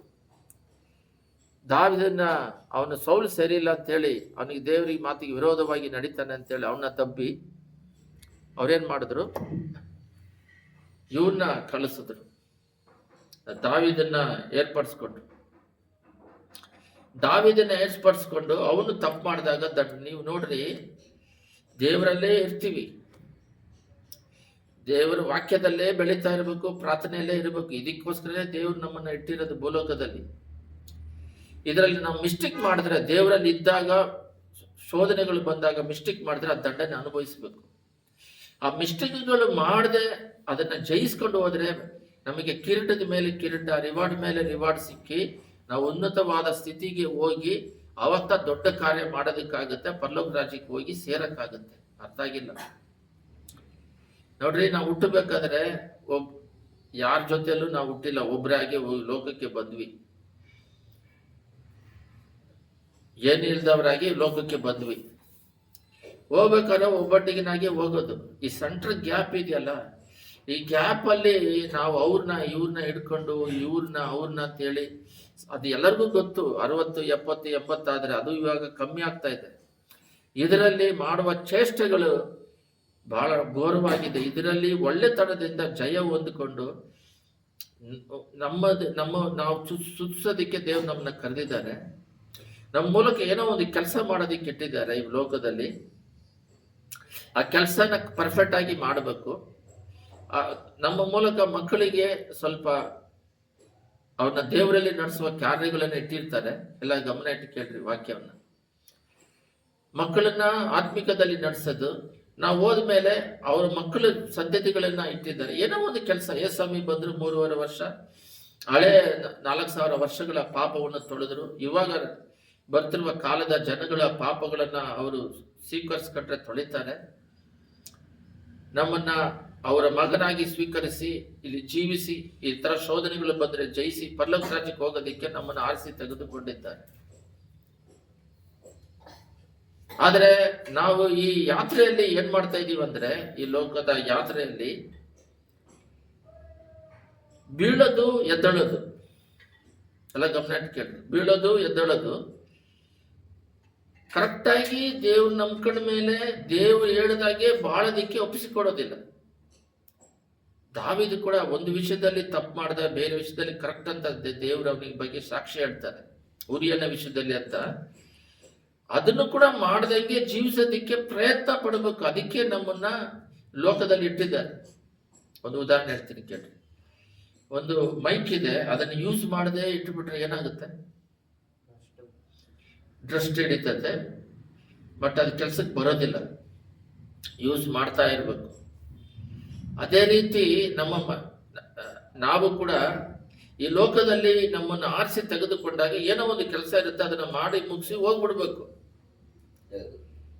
ಇನ್ನೊಬ್ರು ಹೇಳ್ತಾ ಇದ್ದಾರೆ, ಇವಾಗ ಪಾಪಗಳು ಹೆಚ್ಚಾಗೋದಕ್ಕೆ ಕಾರಣ ಏನಂದ್ರೆ ಸೈತಾನನು ಇವಾಗ ಸ್ಪಿರಿಚುವಲ್ ಅಲ್ಲಿ ಹೊಡಿತಾನೆ. ನಾವು ದೇವ್ರ ನಂಬಕ್ ಮುಂಚೆ ದೆವ್ವ ಇಟ್ಕೊಂಡವರು ಸೈತಾನು, ಮಾಂತ್ರಿಕ ಮಾಡಿದ್ರೆ ಸೈತಾನು, ಈ ಶಾಪ ಪಾಪದಲ್ಲಿ ವ್ಯಾಧಿಗಳಲ್ಲಿ ಇದೇ ಕುಡಿ ಸಿಗರೇಟ್ ಇದೇ ಪಾಪ ಅನ್ಕೊಂಡಿದ್ವಿ. ಅದಲ್ಲ. ನೀನ್ ದೇವ್ರ ನಂಬ್ಕೊಂಡ್ರು ಕೂಡ ಅವನು ಮೈಂಡ್ ಅಲ್ಲಿ ನಮ್ಮನ್ನ ಲೋಕದ ಅಲ್ಲಿ ಪಳಗೋ ಜನಗಳ ಮಧ್ಯದಲ್ಲಿ ಸ್ವಲ್ಪ ಆದ್ರೂ ಒಂದು ಸೂಚಿಯಷ್ಟು ಅವಕಾಶ ಸಿಗುತ್ತಾ ಅಂತ ಚಾನ್ಸ್ ನೋಡ್ಕೊಂಡು ಮೈಂಡಿಗೆ ಬಂದು ಆ ರೂಟಲ್ಲಿ ದೇವ್ರು ಬಿಟ್ಟು ಆ ರೂಟಲ್ಲಿ ಕರ್ಕೊಂಡು ಹೋಗ್ತಾನೆ. ಈ ಪಿಲಿಗ್ರಾಮ್ ನೀವು ಸಿನಿಮಾ ನೋಡ್ತಾ ಇದ್ದೀರಾ, ಅದರಲ್ಲಿ ನೋಡ್ರಿ, ಸ್ವಲ್ಪ ಈಗೋ ಬರೋ ತರ ಮಾಡಿಸಿ ಅವನ್ನ ಬೀಳಿಸ್ಬಿಡ್ತಾನೆ. ಸ್ವಲ್ಪ ಬೇರೆ ರೂಟಲ್ಲಿ ಎಳಿತಾನೆ, ಹೋಗ್ಬಾರ್ದು. ಸ್ವಲ್ಪ ಹೋಗಿದ ತಕ್ಷಣ ಅಲ್ಲಿ ಹಳ್ಳದಲ್ಲಿ ಬೀಳಿಸ್ಬಿಡ್ತಾನೆ. ಮತ್ತೆ ದೇವರಲ್ಲಿ ಕಾಪಾಡ್ತಾರೆ. ವಿಶ್ವಾಸ ಕಮ್ಮಿ ಇರೋದು, ಬೆಳೆಯೋದು, ಈ ತರ. ಇಲ್ಲಿ ಒಂದು ಉದಾಹರಣೆ ಹೇಳ್ತೀನಿ ನೋಡ್ರಿ. ದೇವರನ್ನ ಅವ್ರು ನಂಬ್ತಾರೆ. ಯಾವುದೋ ವಿಧದಲ್ಲಿ ಕಾಯಿಲೆಗಳಲ್ಲೋ, ಸಾಲ ಸಮಸ್ಯೆಲ್ಲೋ, ಕುಟುಂಬ ಸಮಸ್ಯೆಲ್ಲೋ ದೇವ್ರು ನಂಬ್ಕೊಂಡು ಬರ್ತಾರೆ. ಬಂದ ಮೇಲೆ ಅವರು ಆತ್ಮಿಕದಲ್ಲಿ ಬೆಳೆಯೋದಾಗ್ಲಿ, ಸಮಾಧಾನ ಇರುತ್ತೆ, ಸಂತೋಷ ಇರುತ್ತೆ, ಜ್ಞಾನ ಇರುತ್ತೆ, ಪರಿಶುದ್ಧತೆಗಾಗಿ ನಾವು ಪ್ರಯಾಸ ಪಡಬೇಕು. ಇದೆಲ್ಲ ದೇವ್ರು ಕೊಡ್ತಾರೆ. ಇದೆಲ್ಲ ಜ್ಞಾನ ಕೊಟ್ಟಿರ್ತಾರೆ, ಧೈರ್ಯ ಕೊಟ್ಟಿರ್ತಾರೆ, ಅಜ್ಞಾನ ಎಲ್ಲ ಹೋಗಿರುತ್ತೆ. ಆದ್ರೂ ಕೂಡ ಇದೆಲ್ಲ ಕೊಟ್ಟರು ಕೂಡ ದೇವರು ಬಂದ್ಬಿಟ್ಟು ನಮಗೆ ಆತ್ಮಿಕದಲ್ಲಿ ಎಲ್ಲ ಕೊಟ್ಬಿಟ್ಟು ನಡೆಸ್ತಾ ಇರ್ತಾರೆ. ನಾವೇನ್ ಮಾಡ್ತಾ ಇರ್ತೀವಿ ಅಂತ ಹೇಳಿದ್ರೆ, ಈ ಆತ್ಮಿಕ ಯಾತ್ರೆಯಲ್ಲಿ ನಡೀತಾ ಇರ್ತೀವಲ್ಲ, ಈ ಆತ್ಮಿಕ ಯಾತ್ರೆಯಲ್ಲಿ ಈ ತರ ಸ್ವಭಾವಗಳನ್ನ ಕೊಟ್ಟು ನಡೆಸ್ತಾ ಇರ್ತಾರೆ. ಈ ರೀತಿ ನಾವು ನಡೀತಾ ಇರೋದನ್ನ ಬಿಟ್ಬಿಟ್ಟು ನಾವೇನ್ ಮಾಡ್ತೀವಿ ಅಂದ್ರೆ, ಅಲ್ಲಲ್ಲಿ ಸೈತಾನ ಸ್ವಲ್ಪ ಡ್ರಾಪ್ ಆಗಿ ಮೈಂಡ್ ಒಳಗಡೆ ಬಂದು ನಮ್ಮನ್ನ ಬೇರೆ ರೂಟಲ್ಲಿ ಎಳೆದಾಗ ನಾವು ಹೋಗ್ಬಿಡ್ತೀವಿ. ಹೋಗಬಾರ್ದಂಗೆ ಇದರಲ್ಲಿ 100ಕ್ಕೆ 99.9% ಆತ್ಮಿಕದಲ್ಲಿ ಬೆಳೆಯೋದಿಕ್ಕೆ, ಅವರ ಸ್ವಭಾವವಾಗಿ ನಾವು ಮಾರ್ಪಟ್ಟು ಪರಲೋಕ ರಾಜ್ಯೋಗೋದಕ್ಕೆ ಪ್ರಯಾಸ ಪಡೋ, ಅದಕ್ಕೆ ಭೂಮಿ ಕೊಟ್ಟಿರೋದು. ಇದರಲ್ಲಿ ಎಜುಕೇಶನ್ ಬರುತ್ತೆ, ಫ್ಯಾಮಿಲಿ ಇರುತ್ತೆ, ಹೋರಾಟ ಇರುತ್ತೆ, ಎಲ್ಲ ಗಮನ ಕೇಳ್ರಿ. ಇದರಲ್ಲಿ ಸಮಸ್ಯೆಗಳು ಇರ್ತವೆ. ಇದೆಲ್ಲ ಉಪ್ಪಿನಕಾಯಿ ಇದ್ದಂಗೆ. ಇದನ್ನೆಲ್ಲ ನಾವು ಆ ಟೈಮಿಗೆ ಮಾಡಿ ಬಿಸಾಡ್ಬಿಟ್ಟು ಈ ಸ್ಪಿರಿಚುವಲ್ಗೆ ಪ್ರಾಮುಖ್ಯತೆ ಕೊಟ್ಟು, ಈ ಸ್ಪಿರಿಚುವಲ್ ಹೋರಾಟಕ್ಕೆ ಎಲ್ಲಾದ್ರೂ ಸಮಸ್ಯೆ ಬಂದಾಗ ಅಲ್ಲಿ ಪ್ರೇಯರ್ ಮಾಡೋದು. ದೇವರೇ ಈ ತರ ಇದೆ, ನೀನು ಚಿತ್ತದಿಂದ ಬಂದಿದ್ಯಾ ಯಾವ್ದಂತ ಹೇಳಿ ಅವ್ರ ಕೈಗೆಲ್ಲ ಸಾಧ್ಯ. ಅವ್ರ ಚಿತ್ತ ಹೇಳಿದ್ರೆ ನಮ್ಮನ್ನ ಏನು ಅಟ್ಯಾಕ್ ಮಾಡೋದಿಲ್ಲ. ಅವ್ರನ್ನ ಈ ಶರೀರ ದೇವರ ಆಲಯ, ಇದನ್ನ ನಾವು ಕೆಡಿಸ್ಕೋಬಾರ್ದು. ಅವ್ರ ನಮ್ಮಲ್ಲಿ ಆಲಯವಾಗಿರುವ ಈ ಶರೀರದಲ್ಲಿ ಏನೇ ಸಮಸ್ಯೆ ಬಂದ್ರೆ ಅವ್ರನ್ನ ದಾಟಿತಾ ಬರ್ಬೇಕು. ಅವರೇ ನಮ್ಮ ಹೃದಯದಲ್ಲಿ ಇರ್ತಾರೆ. ಈ ರೀತಿಯಾಗಿ ನಾವು ಬೆಳೆದ್ ಬಿಟ್ಬಿಟ್ಟು ಈಗ ಟೆಕ್ನಾಲಜಿಗಳು ಬರೋದ್ರಿಂದ ಬೆಳಗ್ಗೆ ನಿಮಗೆ ಏನ್ ವಾಕ್ಯ ಹೇಳ್ಬೇಕು ಅಂತ ಹೇಳಿ ಧ್ಯಾನಿಸ್ತಾ ಇದ್ದಾಗ ದೇವ್ರು ಹೇಳಿದ್ರು, ಅಮೆರಿಕಾ, ಇಂಗ್ಲೆಂಡಲ್ಲಿ 20 ವರ್ಷ ಹಿಂದೆ ಹೋಗಿ ಬಂದವರು 2000 2004 ನಮ್ಮ ಪಾಸ್ಟರ್ಗಳು, ನನ್ನ ಬೇಕಾದ ಸ್ನೇಹಿತರುಗಳೆಲ್ಲ ಹೋಗಿ ಬರ್ತಾರೆ. ಫಸ್ಟ್ ಜೈಸಲನ್ ರೆವರೆಂಟ್ ಹೋಗ್ಬಿಟ್ಟು ಬಂದ್ರು, ಆಮೇಲೆ ಎರ್ನೆಸ್ಟ್ ಹೋಗ್ಬಿಟ್ಟು ಬಂದ್ರು. ನಾನು ಸೌತ್ ಕೊರಿಯಾ 2011 ಹೋಗಿದ್ದೆ. ಬಟ್ ಆಗ ಹೋಗಿ ಬಂದವರು ಮೋಹನ್ ರಾಜ್ ಎಲ್ಲ ಇಂಡಿಯಾ ಬಂದ್ಬಿಟ್ಟು 20 ಇಯರ್ಸ್ ಬ್ಯಾಕ್ ಸೈಡ್ ಅಲ್ಲಿ ಇದೆ, 20 ವರ್ಷ ಹಿಂದೆ ಇದೆ. ಅವ್ರು 20 ವರ್ಷ ಫಾಸ್ಟ್ ಅಲ್ಲಿ ಇದ್ದಾರೆ. ಸರಿ, 10 ವರ್ಷ ಕೂಡ ಇಟ್ಕೊಳ್ರಿ ಅಂತ ಹೇಳಿದ್ರು. ಯಾವ್ದ್ರಲ್ಲಿ ಅಂದ್ರೆ ಟೆಕ್ನಾಲಜಿಯಲ್ಲಿ ಫಾಸ್ಟ್ ಆಗಿದ್ದಾರೆ ಅಂದ್ರು. ಇವತ್ತು ಬೆಳಿಗ್ಗೆ ಅದನ್ನ ಧ್ಯಾನಿಸ್ತಾ ಇದ್ದೀನಿ. ಇಂಡಿಯಾ ಕೂಡ ಆ ಈಕ್ವಲ್ಗೆ ಟೆಕ್ನಾಲಜಿಯಲ್ಲಿ ಬೆಳೀತಾ ಇದ್ದಾರೆ. ಯಾವಾಗ ಈ ಟೆಕ್ನಾಲಜಿ ಅಂದ್ರೆ ಈ ತಲೆ ಕೂದಲುಗಳು, ಮೊಕ್ಕಗಳು, ಡ್ರೆಸ್ಸುಗಳು, ಅಲಂಕಾರಗಳು, ಕಾರ್ ಅಲಂಕಾರಗಳು, ಮನೆಗಳು ಅಲಂಕಾರಗಳು, ಮನೆ ನೀಟಾಗಿ ಇಟ್ಕೊಳ್ಳೋದು, ಒಂದು ನೀಟಾದ ಶುದ್ಧ ಡ್ರೆಸ್ ಹಾಕೋದು, ಶುದ್ಧವಾಗಿರೋದು, ಓಕೆ. ಈ ಅಲಂಕಾರಗಳು, ಐಫೈ ಜೀವನ ಮಾಡೋದು, ಅದಕ್ಕಾಗಿ ಡ್ರಗ್ಸ್ಗಳು, ಸಿಗರೇಟ್ಗಳು, ಡ್ರಿಂಕ್ಗಳು, boyfriend, girlfriend, WhatsApp chatting, ಈ ರೀತಿ ಲೋಕವನ್ನು ಅನುಭವಿಸುವ, ಈ ರೀತಿ ಎರಡೆರಡು ಮದುವೆ ಮಾಡ್ಕೊಳ್ಳೋದು, ದುಡ್ಡು ತಗೊಂಡಾಗ, ದುಡ್ಡು ಜಾಸ್ತಿ ಇದ್ದಾಗ ಎಲ್ಲರೂ ಬಿದ್ದೋಗ್ತಾರಂತೆ ದೇವ್ರನ್ನ ಬಿಟ್ಟು. ಉಪದ್ರವದಲ್ಲಿ ದೇವರಲ್ಲಿ ಇದ್ದಾರಂತೆ. ಇಲ್ಲಿ ಬೈಬಲ್ ಅಲ್ಲಿ ಇದೆ, ಉಪದ್ರವದಲ್ಲಿ ಕರೆಕ್ಟ್ ಆಗಿ ಇದ್ದಾರಂತೆ. ಬೇಕಾದ್ರೆ ಚೆಕ್ ಮಾಡಿ ನೋಡ್ರಿ ಬೈಬಲ್ ಓದಿದ್ರೆ. ಆದ್ರೆ ಹಣಗಳು ಬಂದಾಗ ಸ್ವಂತ ಡಿಸಿಷನ್ ತೆಗಿತಾರಂತೆ, ಮಾಂಸದಲ್ಲಿ ಬಿದ್ದೋಗ್ತಾರಂತೆ. ಈ ಐಫೈಗೆ ಹೋಗಿ ಹೋಗಿ ಹೋಗಿ ಹೋಗಿ ಇಂಗ್ಲೆಂಡ್ನ ಕೈ ಬಿಟ್ಬಿಟ್ರು. ಯಾರ ಮಕ್ಕಳಿಗೆ ಯಾರ ತಂದೆ ಯಾರ ತಾಯಿ ಗೊತ್ತಿಲ್ಲ. ಯಾಕಂದ್ರೆ ಒಬ್ರು ಮದುವೆ ಆಗ್ತಾರೆ, ಅವರು ಮಗ ಆಗಿರ್ತಾನೆ. ಆಮೇಲೆ ನೋಡಿದ್ರೆ ಆ ಅಮ್ಮನಿಗೆ 2 ಮದುವೆ ಆಗಿರ್ತದೆ, ಡ್ಯಾಡಿಗೆ 3 ಆಗಿದೆ. ಇವಾಗ ಯಾರಪ್ಪ ಯಾರಮ್ಮಲ್ಲ ಬೇರೆ ಜೊತೆಲಿ ಇರ್ತಾರೆ. ಇದೇನಂದ್ರೆ ಲೋಕ ಟೆಕ್ನಾಲಜಿಯನ್ನು ಅನುಭವಿಸೋಕೆ ಹೋಗ್ತಿರೋರು. ಟೆಕ್ನಾಲಜಿ ವಾಟ್ಸಪ್ ಅಲ್ಲಿ ಇವಾಗ ದೇವ್ರು ನಮ್ಮಲ್ಲಿ ಇರೋದ್ರಿಂದ ಆ ವಾಟ್ಸಪ್ ಅಲ್ಲೆಲ್ಲ ನಾವ್ ಏನಾದ್ರು ಯೂಟ್ಯೂಬ್ಗಳಲ್ಲಿ ಏನಾದ್ರು ದೇವ್ರದ್ದು ನೋಡೋಣ ಅಂತ ಹೋದಾಗ, ನಿನಗೆಷ್ಟು ಸ್ಯಾಲ್ರಿ? ನನಗೆ 45 ಲಕ್ಷ ಸ್ಯಾಲ್ರಿ. ಸರಿ, ದುಡ್ಡು ತಗೊಂಡು ಏನ್ ಮಾಡ್ತೀಯ? ಸಮಾಧಾನ ಕೊಡುತ್ತಾ? ಆರೋಗ್ಯ ಕೊಡುತ್ತಾ? ಆಯುಸ್ ಕೊಡುತ್ತಾ? ಲೈಫ್ ಇದೆಯಾ? ಕುಟುಂಬದಲ್ಲಿ ಸಮಾಧಾನ ಸಂತೋಷ ಇರಬೇಕು, ಪರಲೋಕ ರಾಜ್ಯಕ್ಕೆ ಎತ್ತಲ್ಪಡಬೇಕು, ಅದಕ್ಕೆ ಪ್ರಯಾಸ ಪಡಬೇಕು. ಅದು ರೆಗ್ಯುಲರ್ ಆಗಿ ಆತ್ಮಿಕದಲ್ಲಿ ಬೆಳೀತಾ ಇರಬೇಕು. ಒಂದು ವಾಕ್ಯವನ್ನು ಓದ್ರಿ, ಯಾಜಕ ಕಾಂಡ ಯಾಜಕ ಕಾಂಡ, ಇಂಗ್ಲಿಷಲ್ಲಿ ಲಿವಿಟೆಕ್ಸ್ 26, ಲಿವಿಟೆಕ್ಸ್ 26:14,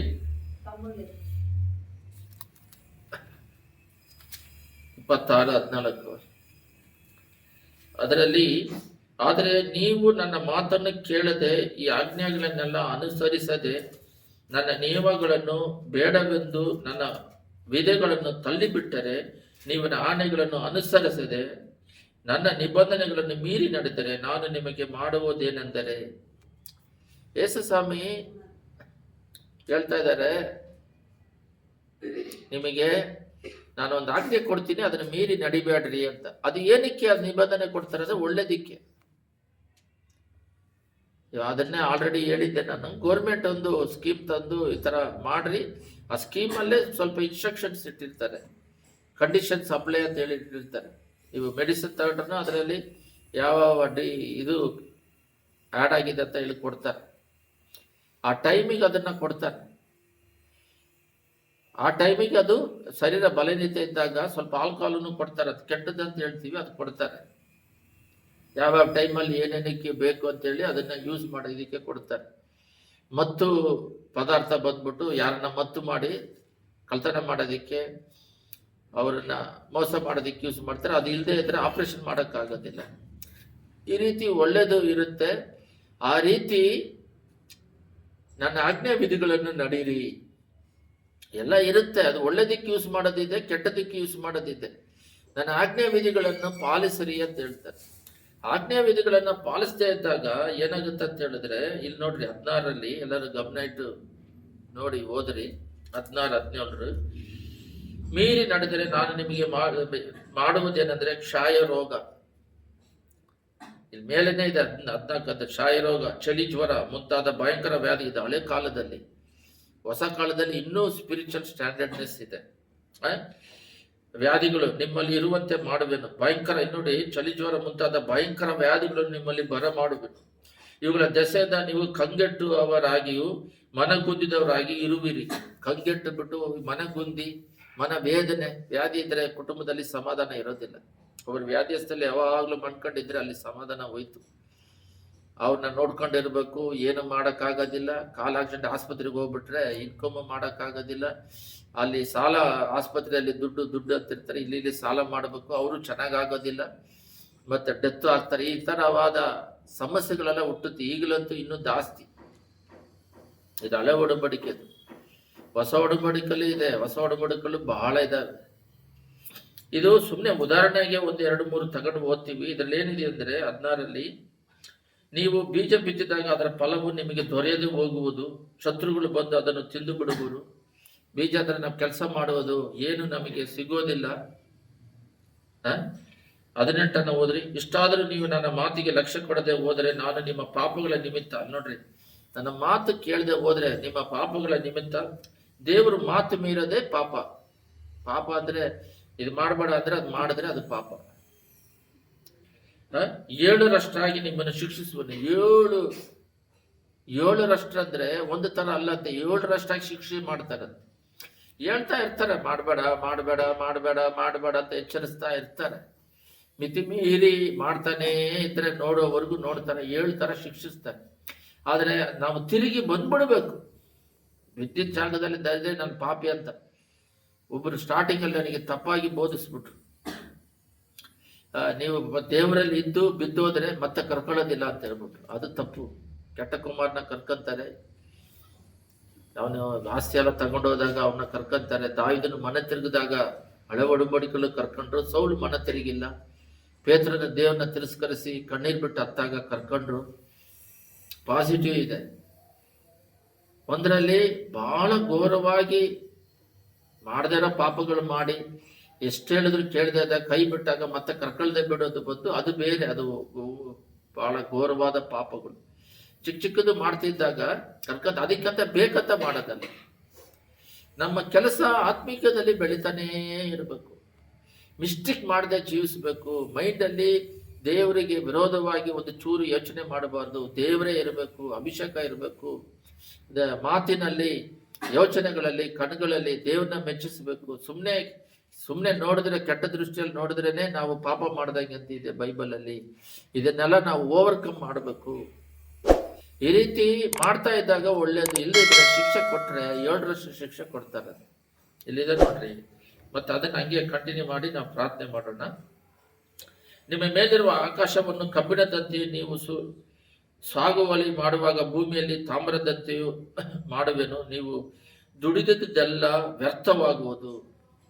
ಇವಾಗ ಯಾರು ಕೇಳಿದ್ರು ಕಷ್ಟಪಟ್ಟು ದುಡ್ದೆ ಏನಿಲ್ಲ. ಅದು ಯಾರಿಗೆ ದುಡಿಮೆ ಮಾಡೋದು ಇಡಬೇಕು ಅವ್ರಿಗೆ ಇಡ್ತಾರೆ, ಯಾರ ಹತ್ರ ಇಲ್ದಾಗೆ ಮಾಡಬೇಕು ಅವ್ರು ಮಾಡ್ತಾ ಇದ್ದಾರೆ. ಕಾರಣ ಏನಂದ್ರೆ ಶಾಪ ಪಾಪಗಳು, ಮಾತನ್ನು ಮೀರಿ ನಡೆಯುವುದು. ಇಲ್ಲ ಇದರಲ್ಲೇ ಇದೆ ನೋಡ್ರಿ. ನಿಮ್ಮ ಭೂಮಿಯಲ್ಲಿ ಬೆಳೆಯುವುದೆಲ್ಲ ತೋಟಿಗಳ ಮರಗಳು ಫಲಿಸುವುದಿಲ್ಲ. ನೀವೇನಾದ್ರೂ ತೋಟದಲ್ಲಾಗಲಿ ವ್ಯವಸಾಯ ಮಾಡೋದಾಗ್ಲಿ ಯಾವುದು ಫಲಿಸುವುದಿಲ್ಲ.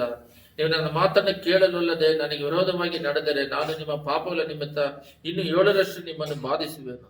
ಮತ್ತೆ ಹೊಲದಲ್ಲಿ ಆಗಲಿ ಆ ಕಾಲದಲ್ಲಿ ಆ ಥರ ಇತ್ತು. ಇವಾಗ ಕೆಲಸ ಮಾಡೋ ಜಾಗದಲ್ಲಿ ಕಾಯಿಲೆ, ಯಾವ ಕುಟುಂಬದಲ್ಲಿ ಹೋದ್ರೆ ಕಾಯಿಲೆಯಿಂದ ಆಸ್ಪತ್ರೆಗೆ ಹೋಗ್ಬಿಡುತ್ತೆ. ಯಾವ ಕುಟುಂಬದಲ್ಲೂ ಸಮಾಧಾನ ಇಲ್ಲ. ಆಕ್ಚುಲಿ ದೇವರು ನಮ್ಮನ್ನು ಆರಿಸಿ ತಗೊಂಡಿರೋದು ಪರ್ಸನಲ್ ಆಗಿ ದೇವರ ಐಕ್ಯತೆ. ಎರಡನೇದು ಕುಟುಂಬದಲ್ಲಿ ಒಂದು ಸಂತೋಷ ಸಮಾಧಾನ ಇರಬೇಕು, ಪರಿಶುದ್ಧತೆ ಇರಬೇಕು. ಒಂದು ಫ್ಯಾಮಿಲಿಯಲ್ಲಿ ಸಂಜೆ ಬಂದಿದ ತಕ್ಷಣ ಸೆಲ್ ಫೋನ್ ಎಲ್ಲ ಒಂದು ಚಿಕ್ಕದಾಗಿ ಒಂದು ಮಾಡಿ ಇಟ್ಬಿಟ್ಟಿದ್ರೆ ಅದರಲ್ಲಿ ಹಾಕ್ಬಿಡ್ಬೇಕಂತೆ, ಅವರಿಗೆ ಹೇಳ್ಬಿಡ್ಬೇಕಂತೆ ಸಂಜೆವರೆಗೂ ಇಷ್ಟು ಟೈಮ್ ಅಂತ. ಆಮೇಲೆ ಬೇಕಾದ್ರೆ ಇಲ್ಲ ನಾವು ಏನೋ ಪ್ರೇಯರಲ್ಲಿ ಇದ್ವಿ, ಓದ್ತಾ ಇದ್ವಿ ಅಂತೇಳಿ ಯೂಸ್ ಮಾಡದೇ ಇರೋದು. ಆ ಥರ ಇದಾರಲ್ಲ, ಬಹಳ ಜನ ಇದ್ದಾರೆ. ಬಟ್ ಪಾಪಕ್ಕೆ ಯಾವಾಗ ನೋಡಿದ್ರು ಅದರಲ್ಲೇ ಮುಳುಗಿ ಹೋದವರು ಇದ್ದಾರೆ. ಫ್ಯಾಮಿಲಿ ಪ್ರೆಸೆನ್ಸ್ ಮಾತಾಡ್ಕೊಳ್ಳೋದು, ಕೂತ್ಕೊಂಡು ಸಂತೋಷವಾಗಿ ನಗನಗೋದು, ಇವೆಲ್ಲ ಹೋಗಿ ವೈಯಕ್ತಿಕವಾಗಿ ಪರ್ಸನಲ್ ಆಗಿ ಹೋಗ್ತಾ ಇದ್ದಾರೆ. ಬಟ್ ಕುಟುಂಬದಲ್ಲಿ ಹೆಂಗೆ ಗಂಡ ಹೆಂಡತಿ ಮಕ್ಕಳಲ್ಲಿ ಒಂದು ಒನ್ನೆಸ್ ಬರೋದಕ್ಕೆ, ಪ್ರೀತಿ ಬರೋದಕ್ಕೆ, ಪ್ರಾರ್ಥನೆ ಮಾಡದೇ ಇರೋದು, ಬರೀ ಲೋಕದ ಕಾರ್ಯಕ್ರಮದಲ್ಲಿ, ಊಟದಲ್ಲಿ, ಶರೀರ ಬೆಳೀತತೆ, ಕಾಯಿಲೆತ ಬರ್ತದೆ. ಇಲ್ಲೆಲ್ಲ ಇದೆ ನೋಡ್ರಿ. 23 ಇಷ್ಟು ಶಿಕ್ಷೆಗಳಿಂದಲೂ ನೀವು ನನ್ನ ಆಜ್ಞೆ ಒಳಗಾಗದೆ ನನಗೆ ವಿರೋಧವಾಗಿ ನಡೆದರೆ ಶಿಕ್ಷೆ ಕೊಟ್ಟಾಗ ಟಕ್ಕಂತ ತಿರುಗಿ ಬಂದ್ಬಿಡ್ಬೇಕು. ಶಿಕ್ಷೆ ಕೊಟ್ಟು ನೀವು ತಿರುಗಿ ಬರದೇ ಇದ್ರೆ ಆವಾಗ ಆ ಶಾಪ ಬಂದ್ಬಿಟ್ಟು ಘೋರವಾಗಿರುತ್ತೆ. ನಮ್ಮನ್ನು 7 ತರ ಶಿಕ್ಷಿಸ್ತಾರೆ, ನಮ್ಮ ಸಾಧ್ಯತೆಗಳು ಶಿಕ್ಷಿಸ್ತಾರೆ, ನರಕ ಅಗ್ನಿಗೆ ಹೋಗಿ ಬೇಯಬೇಕಾಗಿದೆ. ಒಂದು ಹಾಡು ನಿನ್ನೆ ನಾನು ಕೇಳಿದೆ, ಬಹಳ ಚೆನ್ನಾಗಿದೆ. ಮತ ಅಂತ ಹೇಳ್ತಾರೆ, ಮತ ಅನ್ನೋದೇ ಇಲ್ಲ. ಹಾಡು ಹೇಳಿದರೆ ನಾವು ಪಾಪ ಮಾಡಬೇಡ್ರಿ, ಪಾಪ ಮಾಡೋದ್ರಿಂದ ನೀವು ನರಕಕ್ಕೆ ಹೋಗ್ತೀರಾ ಅಂತ ನಾವು ಹೇಳ್ತೀವಿ. ಆದರೆ ನೀವು ನಮ್ಮನ್ನ ತಿರಸ್ಕರಿಸ್ತೀರಾ, ನಮ್ಮನ್ನೇ ಬೈತೀರಾ, ಹೊಡಿತೀರಾ, ಎಲ್ಲ ಮಾಡ್ತೀರಾ. ಆದರೆ ನಿಮ್ಮ ಜೀವನ ಸರಿ ಇಲ್ಲದೆ ಪಾಪದಲ್ಲಿ ಬಿದ್ದು ನರಕಕ್ಕೆ ಹೋಗ್ತಾ ಇದ್ದೀರಾ ಅಂತ ಒಂದು ಹಾಡು ಬಂದಿದೆ. ಚೆನ್ನಾಗಿದೆ, ಅದರಲ್ಲಿ ಪದಗಳೆಲ್ಲ ಚೆನ್ನಾಗಿ ಅರ್ಥ ಕೊಟ್ಟಿದ್ದಾರೆ. ದೇವರು ಬಂದ್ಬಿಟ್ಟು ಸತ್ಯವೇದವನ್ನು ಕೊಟ್ಟು, ಇದು ಬೈಬಲ್ ಸ್ಟಡಿ ಆ ಥರ ಎಲ್ಲ ಏನು ಬರಲ್ಲ ಇದರಲ್ಲಿ. ಪರಿಶುದ್ಧಾತ್ಮನೇ ಬೈಬಲ್ ಸ್ಟಡಿ, ಅವರು ಎಲ್ಲವನ್ನು ತಿಳಿಸ್ತಾರೆ. ಇಲ್ಲೆಲ್ಲ ಗಮನ ಇಟ್ಟು ಕೇಳ್ರಿ. ಇಲ್ಲಿ ಪರಿಶುದ್ಧಾತ್ಮ ನಮಗೆ ಬೋಧಿಸಿ ನಮ್ಮನ್ನ ಒಳ್ಳೆ ದಾರಿಯಲ್ಲಿ ನಡೆಸ್ತಾರೆ.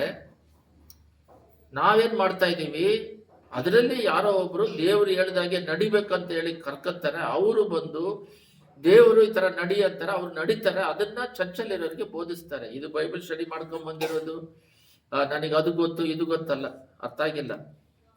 ದೇವರು ಸತ್ಯವನ್ನು ಕೊಟ್ಟು ಈ ತರ ನಡೀರಿ ಅಂತ ಹೇಳಿದ್ದಾರೆ. ಆ ತರ ನಡೀತಾ ಇರ್ತಾರೆ. ಅವರು ಬಂದು ನಾವು ನಡೀತಾ ಇದೀವಲ್ಲ, ಇನ್ನೂ ಸ್ವಲ್ಪ ಜನರನ್ನು ನಡ್ಸೋಣ ಅಂತೇಳಿ ಚರ್ಚಿಗೆ ಈ ತರ ಅವ್ರನ್ನ ಸೇವಕರಾಗಿ ದೇವ್ರು ಕರೀತಾರೆ. ನೀವು ಬಂದು ಇದ್ರಲ್ಲಿ ಕುತ್ಕೊಂಡು ನಾನು ನಡೀತಾ ಇದ್ದೀನಿ, ನೀವು ನಡೀರಿ ಅಂದ್ರೆ ನೀವು ನಡೆದು ನಾನು ಪರಲೋಕ ರಾಜ್ಯಕ್ಕೆ ಹೋಗ್ಬೇಕಾದ್ರೆ ನಿಮ್ಮನ್ನು ಜೊತೆಗೆ ಸೇರ್ಕೊಂಡು ಹೋಗೋದು. ಅಲ್ಲಿ ಪರಲೋಕದಲ್ಲಿ ಇರೋದು ಎರಡೇ, ಉತ್ತಮ ಉಳ್ಳವನೇ ಒಳಗ್ ಬಾ, ಅಕ್ರಮಕಾರನೇ ಹೋಗುವಂತ. ಇವಾಗ ಒಂದು ತಪ್ಪಾದ ಬೋಧನೆ ಬಂದಿದೆ, ಅದರಿಂದ ನೀವು ದೇವರ ಕಡೆಗೆ ಬರ್ತಾ ಇಲ್ಲ. One saved ever saved. ಒಂದ್ಸಲ ನಾವು ದೇವ್ರು ನಂಬ್ಕೊಂಡಿದ ತಕ್ಷಣ ಏನೇ ಮಾಡಿದ್ರು ಪರಲೋಕ ಸೇರಿಸ್ಕೊಂತಾರಂತಿದ್ದಾರೆ. ಅಲ್ಲೇ ಬಂದಿರೋದು. ಈ ಭೂಲೋಕದಲ್ಲಿ ನಿಮ್ಮ ಜೊತೆಯಲ್ಲಿ ದೇವರು ಟ್ರಾವೆಲ್ ಮಾಡ್ತಿದ್ದಾರ, ನಿಮ್ಮ ಜೊತೆ ಮಾತಾಡ್ತಿದ್ದಾರ. ಮಾತಾಡಿಕೊಂಡಿದ್ದೇ ತಕ್ಕಂತ ಪಾಪ ಮಾಡಿದ್ರೇನೆ ಕೈ ಬಿಟ್ಟು ಬಿಡ್ತಾರೆ. ಮನೆಯಿಂದ ಕಾಪಾಡೋದ್ರನೇ ಲೋತನ ಕುಟುಂಬವನ್ನು, ಲೋತ ಅವ್ರ ಹೆಂಡತಿ 2 ಮಕ್ಕಳನ್ನು ಕಾಪಾಡಿದಿರ್ತಾನೆ. ಕಾಪಾಡಿ ರಕ್ಷಣೆ ಕೊಟ್ಟು ತಗೊಂಡು ಹೊರಗೆ ಬಂದಿರ್ತಾನೆ. ಮತ್ತೆ ಏನಕ್ಕೆ ಅವರು ಆ ಪ್ಲೇಸಿಗೆ ಹೋಗಿ ಸೇರಿಲ್ಲ, ಆ ಬೆಟ್ಟದ ಮೇಲೆ ಹೋಗಿ ಸೇರಿಲ್ಲ? ಲೋತನ ಹೆಂಡತಿ ಕಾಪಾಡಿರ್ತಾನೆ. ಐಗುಪ್ತ ದೇಶದಲ್ಲಿ ಇರೋರ್ನೆಲ್ಲ ಮೋಸ ಮೂಲಕ ದೀಕ್ಷಾಸ್ನಾನ, ಅಲ್ಲಿ ಪಾಪದಿಂದ ಬಿಡುಗಡೆ. ಇದು ಸಮುದ್ರ ಅಂತ ಹೇಳಿದ್ರೆ ಅದು ದೀಕ್ಷಾಸ್ನಾನ, ಅದು ಯೇಸು ಸ್ವಾಮಿಗೆ ಹೋಲಿಸ್ತಾರೆ ಹೊಸ ಒಡಂಬಡಿಕೆಗೆ. ಅಲ್ಲಿ ಆ ಸಮುದ್ರ ದಾಟಿ ಅದರಿಂದ ಹೊರಗಡೆ ದಾಟಿದ್ರು. ಅಲ್ಲಿ ಟ್ರಾವೆಲ್ ಮಾಡಬೇಕು ದೇವ್ರ ಜೊತೆಯಲ್ಲಿ. ಎಷ್ಟು ಜನ ಕಾನಾನಿಗೆ ಹೋದ್ರು, ಪರಲೋಕ ರಾಜ್ಯಕ್ಕೆ ಹೋಗೋದು. ಇಲ್ಲಿ ಏನ್ ಪ್ರಾಬ್ಲಮ್ ಅಂದ್ರೆ, ಯೇಸು ದೇವ್ರಂತ ಗೊತ್ತು, ಪಾಪ ಈ ತರ ಮಾಡಬೇಡ್ರಿ ಅಂತ ಹೇಳ್ತಾರೆ. ಅವರು ದೇವ್ರ ನಂಬ್ಕೊಂಡು ಚರ್ಚಿಗೆ ಬರ್ತಾರೆ. ಆದ ಮೇಲೆ ನಾನು ಬೆಂಗಳೂರಲ್ಲಿ ಬಂದು ತೌಕ ಪಡ್ತಿರೋದು, ಮಿನಿಸ್ಟ್ರಿ ನಡೀದೇ ಇರೋದಕ್ಕೆ ಕಾರಣ ಏನಂತ ಹೇಳಿದ್ರೆ, ದೇವ್ರು ಈ ತರ ಹೇಳ್ತಾ ಇದಾರೆ, ನಾವು ನಡಿಬೇಕು, ನೀವು ಸೇರಿ ನಡೀರಿ ಅಂದ್ರೆ ಏಕ್ದಮ್ ಅವ್ರು ಅಟ್ಯಾಕ್ ಮಾಡ್ತಾರೆ. ಏನ್ ಅಟ್ಯಾಕ್ ಮಾಡ್ತಾರೆ ಅಂದ್ರೆ, ಕೊರತೆಗಳನ್ನ ಹುಡುಕ್ತಾರೆ. ಇವನು ನಮ್ಮ ಪಾಪಗಳನ್ನ ಹೇಳ್ತಾರಲ್ಲ ಬಿಡುಗಡೆ ಮಾಡಂತೇಳಿ, ಇವನಲ್ಲಿ ಪಾಪಗಳಿದೆಯಲ್ಲ ಅಂತ ಹೇಳ್ತಾರೆ. ನಾವು ಪಾಪಿಗಳೇ, ಬಟ್ ಅಧಿಕತ ಒಬ್ಬನ ಇಟ್ಕೊಂಡಿದ್ದೆ ನಾನು, ಯಾರು ತಪ್ಪು ಮಾಡಿದ್ರೆ ಹೇಳಂತ. ದೇವ್ರು ಆತ್ಮಿಕದಲ್ಲಿ ಮಾತಾಡ್ತಾರೆ, ಇದು ಮಾಡಬೇಡ ಅಂತ. ನಾವು ಕ್ಲೀನ್ ಮಾಡ್ತಾನೆ ಇರ್ಬೇಕು. ಹೋಗೋವರೆಗೂ ಶೋಧನೆಗಳು ಬರ್ತಾ ಇರುತ್ತೆ, ಪಾಪ ಜಯಿಸ್ಕೊಂಡು ಹೋಗ್ತಾ ಇರ್ಬೇಕು. ಅದಕ್ಕೆ ಎಂಡುವರೆಗೂ ಹೋಗ್ತಾ ಇರ್ಬೇಕು. ನಾವು ಪ್ರಯತ್ನ ಪಡಬೇಕು, ನೀವು ಪ್ರಯತ್ನ ಪಟ್ಕೊಂಡು ಹೋಗ್ಬೇಕು. ಇಲ್ಲೇನಾಗಿದೆ ಅಂದ್ರೆ, ಬೆಂಗಳೂರು ಸಿಟಿಯಲ್ಲಿ ಈ ಪಾಪದ ಬಗ್ಗೆ ಎಚ್ಚರಿಕೆ ಕೊಟ್ಟು ಅವ್ರ ಹೃದಯಗಳನ್ನ ಟ್ರಾನ್ಸ್ಫರ್ ಮಾಡಿ ಪರಲೋಕ ರಾಜ್ಯಕ್ಕೆ ನಡೆಸಲ್ಲ. ಏನೋ ಒಂದು ಬಿಸ್ನೆಸ್, ನಾನು ಪಾಸ್ಟ್ರು, ಭಾನುವಾರ ಆದರೆ ಚರ್ಚು, ನೀವು ಸುಮ್ಮನೆ ಬರೋದು, ಕಾಣಿಕೆ ಹಾಕೋದು, ಅದರಿಂದ ಜೀವನ ಮಾಡೋದು. ಏನಾದರೂ ಅಂದುಬಿಟ್ರೆ ಚರ್ಚ್ ಬಿಟ್ಟು ಹೋಗ್ಬಿಡ್ತಾರೆ. ಏನು ಅನ್ನಬಾರ್ದು. ಏನು ಅನ್ನಬಾರ್ದು ಅಂದರೆ, ದೇವ್ರು ಏನಕ್ಕೆ ಈ ಲೋಕದಲ್ಲಿ ದೇವ್ರು ಬಂದು ಒಂದು ತಪ್ಪು ಮೆಸೇಜ್ ಹೋಗ್ತಾ ಇದೆ. ಏನಂದ್ರೆ, ದೇವ್ರು ನಂಬ್ಕೊಂಡು ನಾವು ಸುಖವಾಗಿರ್ಬೇಕು. ಏನಾಗಿರ್ಬೇಕು? ಸುಖವಾಗಿರ್ಬೇಕು. ಸುಖವಾಗಿಯೇ ಇರುತ್ತವೆ, ಸಮಾಧಾನ, ಸಂತೋಷ, ಎಲ್ಲ ಬ್ಲೆಸ್ಸಿಂಗು, ಸಂತತಿ ಇರುತ್ತವೆ, ನಮ್ಮನ್ನ ಮೇಲಕ್ಕೆ ತರ್ತಾ ಇರ್ತಾರೆ. ಆದರೆ ಈ ಲೋಕದಲ್ಲಿ ರಸ್ಟ್ ಅಂತ ಇಲ್ಲ. ರಸ್ಟ್ ಅಂದ್ರೆ ಇಷ್ಟು ವರ್ಷ ಕೆಲಸ ಮಾಡಿದೆ, ಮನೆ ಮಾಡ್ಕೊಂಡೆ, ಆಯಾಗಿರ್ಬೇಕಂತ ಆ ರೀತಿ ಇಲ್ಲ. ಆ ರೀತಿ ಸುಮ್ಮನೆ ಇದ್ದು ಏನು ಪ್ರಯೋಜನ? ಅವಾಗಲೇ ಹೇಳ್ದಂಗೆ ಮೈಕ್ ಸುಮ್ಮನೆ ಇಟ್ಬಿಟ್ರೆ ಅದು ಕೆಟ್ಟೋಗುತ್ತೆ, ತುಕ್ಕಿಡಿತೈತೆ. ಆ ರೀತಿ ಸುಮ್ಮನೆ ಇದ್ದು ರೆಸ್ಟ್ ತಗೊಂಡು ಏನು ಪ್ರಯೋಜನ? ಕೆಲಸ ಮುಗೀತಲ್ಲ, ಹೋಗ್ತಾ ಇರ್ಬೇಕು. ಹೋಗಕ್ಕೆ ಇಷ್ಟ ಇಲ್ಲ ಅಂದ್ರೆ ನೀನು ಲೋಕವನ್ನು ಪ್ರೀತಿಸ್ತೀಯ ಅಂತ, ಈ ಲೋಕದಲ್ಲಿ ಏನೋ ಕೆಲಸ ಇಟ್ಟಿದ್ದಾರೆ, ಅದಕ್ಕೆ ಮುಗಿಸಿದ ತಕ್ಷಣ ಹೋಗ್ಬಿಡ್ಬೇಕು. ಸ್ವಾಮಿ 3.5 ವರ್ಷ ಕೊಟ್ಟರು, ಹೋಗ್ಬಿಟ್ರು. ಅವ್ರೇನು ನಾನು ಇನ್ನೂ ಸ್ವಲ್ಪ ದಿನ ಇರ್ತೀನಿ ಅಂತ ಹೇಳಿ ಇದ್ರ. ಅಪೊಸ್ತಲರುಗಳು ಯಾರು ಬಹಳ ವರ್ಷ ಬದುಕಿಲ್ಲ. ಸ್ವಾಮಿನೇ 3.5 ವರ್ಷದ ಬದುಕಿದ್ರು. ಅದರಿಂದ ನಮಗೆ ಕೊಟ್ಟಿರೋ ಕೆಲಸವನ್ನು ಮುಗಿಸ್ಬಿಟ್ಟು ಹೋಗ್ಬಿಡ್ಬೇಕು. ಆದ್ರೆ ನಾವು ಈ ಸಣ್ಣ ಗ್ಯಾಪ್ ಅಲ್ಲಿ ಈ ಲೋಕವನ್ನು ಪ್ರೀತಿಸೋದು, ದೇವರನ್ನ ಬಿಟ್ಟು ಮನುಷ್ಯರನ್ನ ಭುಜಬಲವನ್ನು ತಿಳ್ಕೊಳ್ಳೋದು, ಕೊಟ್ಟಿರೋ ಕೆಲಸವನ್ನು ಮಾಡದೇ ಇರೋದು ಎಲ್ಲ ಗಮನ ಇಟ್ಟು ಕೇಳ್ರಿ. ಇನ್ನೊಂದು, ಇಲ್ಲಿ ಆಸ್ತಿ ಪಾಸ್ತಿ ಮಾಡ್ಕೊಂಡು ಸುಖವಾಗಿ ಇರ್ಬೇಕಂತ ಹೇಳೋದು, ನೆನ್ಸೋದು, ಆ ರೀತಿ ರಶ್ ತಗೊಂಡು ಸುಮ್ಮನೆ ಕುತ್ಕೊಂಡಿರೋದಲ್ಲ. ಸಾಯವರೆಗೂ ದೇವ್ರದ್ದು ಏನೋ ಒಂದು ಪ್ಲಾನ್ ಇಟ್ಟಿರ್ತಾರೆ, ಮುಗಿಸಿ ಹೋಗ್ಬಿಡ್ಬೇಕು ಟಕ್ ಅಂತ. ಮುಗಿಸದೇ ಇರೋದು ತಪ್ಪು. ಇಲ್ಲದ್ರೆ ನಮ್ಮನ್ನ ಕರಿತಾ ಇರಲಿಲ್ಲ ಕ್ರಿಶ್ಚಿಯನ್ ಆಗಿ. ಏನೋ ಒಂದು ಕೆಲಸ ಇಟ್ಟಿರ್ತಾರೆ ಈ ಭೂಲೋಕದಲ್ಲಿ, ಅವ್ರ ಕೆಲಸ. ಒಬ್ಬೊಬ್ಬರಿಂದ ಒಂದೊಂದು ಕಾರ್ಯಗಳು ಇಟ್ಟಿರ್ತಾರೆ, ಅದನ್ನ ಮುಗಿಸ್ಬೇಕು. ಎಲ್ಲ ಕಣ್ಗಳನ್ನ ಮುಚ್ಚಿ ಪ್ರಾರ್ಥನೆ ಮಾಡೋಣ. ಸುದ್ದಿಮಧ್ಯದಲ್ಲಿ ನಿವಾಸ ಮಾಡುವ ಪರಲೋಕ ತಂದೆ, ಆಜ್ಞೆಯನ್ನು ಕೊಟ್ಟಿದ್ದೀರಾ, ಆ ಥರ ನಡೀರಿ ಅಂತ. ಯಾರು ನಡೆಯಲ್ಲ. ಟಾಟಾ ಹಾಕ್ಬೇಡ್ರಿ ಅಂದ್ರೆ ಬೇಕಂತ ಹಾಕೋದು, ಕೂದಲು ಬೆಳೆಸ್ಬೇಡ್ರಿ ಅಂದ್ರೆ ಬೆಳೆಸೋದು, ಗಂಡಸರು ಹೆಂಗಸರು ಬೆಳೆಸ್ಬೇಕು ಅವ್ರು ಕಟ್ ಮಾಡೋದು, ಡ್ರೆಸ್ಗಳು ಈ ರೀತಿ ಹಾಕಂತ ಹೇಳೋದು. ಮತ್ತೆ ಆತ್ಮಿಕದಲ್ಲಿ ಬರೀ ಔಟ್ ಸೈಡ್ ಮಾತ್ರವಲ್ಲ, ಸ್ಪಿರಿಚುವಲ್ ಅಲ್ಲಿ ಕೂಡ ಈ ರೀತಿ ಎಲ್ಲ ನೀವು ಧ್ಯಾನಿಸ್ಬೇಕು. ಆತ್ಮಿಕದಲ್ಲಿ ಕೂಡ ಹೋರಾಟ ಇರುತ್ತೆ, ಮಾನಸಿಕದಲ್ಲೂ ಹೋರಾಟ ಸಹ ಇರುತ್ತೆ. ಅದನ್ನೆಲ್ಲ ಜಯಿಸ್ಬೇಕು. ಯೋಸೇಫನಾಗೆ ಜಯಿಸಬೇಕು. ಅದು ಮಾನಸಿಕ ಹೋರಾಟ. ದಾನಿಯೇಲನಿಗೆ ಆತ್ಮಿಕ ಹೋರಾಟ, ಪ್ರಾರ್ಥನೆ ಮಾಡಬಾರ್ದನ್ನುವ ಒಂದು ಹೋರಾಟ. ಆದರೂ ಅವರು ಪ್ರಾರ್ಥನೆ ಮಾಡಿ ಸಿಂಹದ ಬಾಯಲ್ಲಿದ್ದರು. ನೀವು ಕಾಪಾಡ್ತೀರಾ, ನೆಕ್ಸ್ಟ್ ಪ್ರಮೋಷನ್ ಸಿಗುತ್ತೆ. ಈ ಲೋಕದಲ್ಲಿ ಪ್ರಮೋಷನ್ ಅಂದ್ರೆ ಲೋಕದಲ್ಲೂ ಸಿಗುತ್ತೆ, ಹಂಗೆ ಪರಲೋಕ ರಾಜ್ಯಕ್ಕೆ ಎತ್ತಲ್ಪಡ್ತೀವಿ. ಈ ಪ್ರಮೋಷನ್ ಮೇಲೆ ಪ್ರಮೋಷನ್ ಸಿಗ್ತಾ ಪರಲೋಕ ರಾಜ್ಯಕ್ಕೆ ಹೋಗ್ಬೇಕು. ದೇವರ ಶೋಧನೆಗಳು ಇರ್ತವೆ, ಅದರಲ್ಲಿ ಜಯ ಹೊಂದಬೇಕು. ದೇವರಿಗಾಗಿ ಪ್ರಯಾಸ ಪಡಬೇಕು, ಕಷ್ಟಗಳು ಪಡಬೇಕು, ತ್ಯಾಗ ಮಾಡಬೇಕು ತಂದೆ. ಅಪ್ಪ, ಸೇವೆ ಅಂದ ಮೇಲೆ, ದೇವರ ಮಕ್ಕಳಂದ ಮೇಲೆ ಸ್ವಲ್ಪ ಬಿಟ್ಕೊಡೋದಿದೆ. ನಮಗೆ ಆಸೆ ಆಗಿರೋದನ್ನ ನೀವು ಬೇಡ ಅಂತ ಹೇಳ್ತೀರಾ, ಅದನ್ನೆಲ್ಲ ತಿರಸ್ಕರಿಸಬೇಕಾಗಿದೆ. ಸ್ವತಂತ್ರ ಕೊಟ್ಟಿದ್ದೀರಾ, ಅದನ್ನೆಲ್ಲ ಮಾಡೋದಿಕ್ಕಾಗೋದಿಲ್ಲ. ಈ ಸ್ವಭಾವಗಳೆಲ್ಲ ನಮ್ಮಲ್ಲಿ ಇಲ್ಲದ ಹಾಗೆ ಪಾಪದಲ್ಲೇ ಇದ್ದುಕೊಂಡು ದೇವರಂತಿದ್ದೀವಿ, ಬಾಲವಾಗಿದ್ದೀವಿ, ತಲೆಯಾಗಿ ಮಾಡಿ ನಡೆಸ್ರಿ, ಆಶೀರ್ವದಿಸರಿ, ಮಹಿಮೆ ಹೊಂದಿರಿ. ಈ ವಾಕ್ಯದ ಮೂಲಕ ಮಾತಾಡೋದಕ್ಕಾಗಿ ಸ್ತೋತ್ರ. ಯೇಸುವಿನ ನಾಮದಲ್ಲಿ ಬೇಡಿದ್ದೇವೆ ತಂದೆಯೇ, ಆಮೆನ್.